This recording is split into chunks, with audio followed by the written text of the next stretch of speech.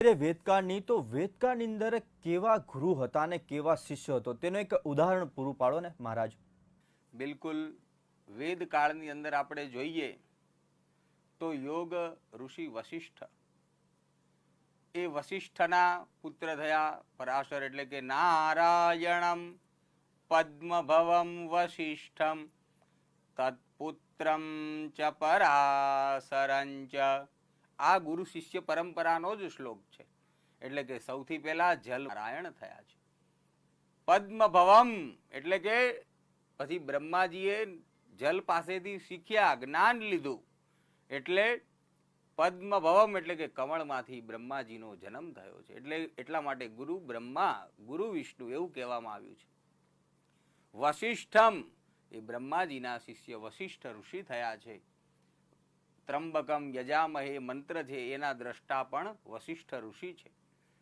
તત્પુત્રમ ચ પરાશરં ચ પહેલા પિતા જ પોતાના પુત્રને શિષ્ય બનાવતા હતા અને દીક્ષા આપતા હતા। એટલે વશિષ્ઠ ઋષિએ આ વેદકાલીન જે રહસ્ય હતું, જે મંત્ર દ્રષ્ટા હતા, એ પોતે એના પુત્ર પરાશરને આપી છે। પરાશર ઋષિ એટલે પિતા પણ પુત્રને જ્યારે દીક્ષા આપતા હતા ત્યારે પુત્ર પાસે પણ દક્ષિણા લેતા હતા।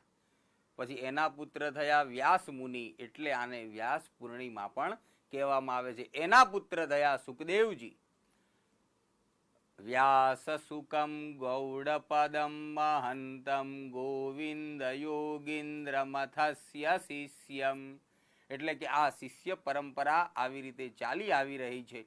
અને આ ગુરુ શિષ્ય પરંપરા વેદકાળમાં નચિકેતા અને પોતાના ગુરુ કઠોપનિષદની પણ આ વાર્તા છે।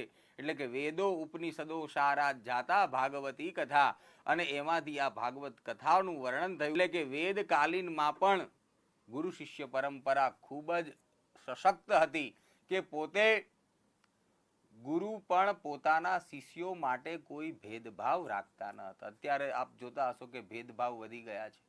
ઘણા લોકો પ્રાઇવેટ પોતાના શિક્ષકો પોતાના શિષ્યોને પોતાના સ્ટુડન્ટોને અલગ દીક્ષા આપતા હોય છે, પણ તમે ઋષિ શાંદિપનીની વાત સાંભળો કે યોગ ઋષિ વશિષ્ઠની વાત સાંભળો કે પતંજલિ ઋષિ કે માતંગ ઋષિની તમે કથાઓ જોશો અને સાંભળશો તો એમાં તમને સમજાશે કે રાજાનો દીકરો પણ એ જ ગુરુ પાસે ભણે અને રંક ભિખારીનો દીકરો પણ એક જ ગુરુ પાસે ભણતા હોય, ભણતું નથી।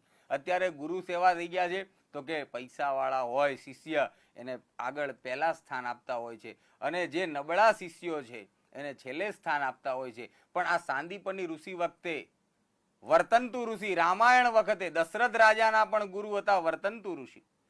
એ વર્તંતુ એ શિષ્ય હતો અને વર્તંતુ વખતે પણ આ ગુરુ શિષ્ય પરંપરા જે પ્રાચીન વેદકાલીન કહેવામાં આવે છે એ સમયે શિષ્ય પ્રત્યે જરાય પણ ભેદભાવ હતો નહીં।